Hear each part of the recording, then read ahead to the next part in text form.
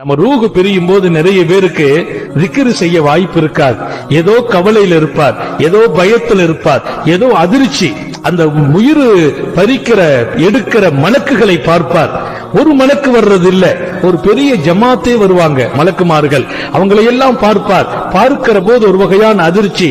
காலமெல்லாம் திக்ரு செய்தவருக்கு அல்லாஹ் கொடுக்கிற பாக்கியம் அந்த மலக்க பார்த்தாலும் அதிர்ச்சி வராது.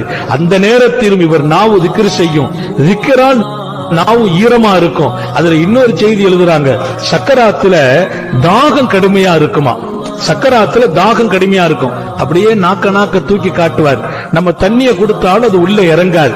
ஒரு சின்ன கப்புல பால் வச்சிருப்பாங்க, ஊத்துவாங்க, அது தொண்டையில நின்னுக்கணும். ஆனா தாகம் கடுமையா இருக்கும். நாக்கு வறண்டு போய் இருக்கும். நாக்க நீங்க பார்க்கலாம், காய்ந்து போய் இருக்கும்.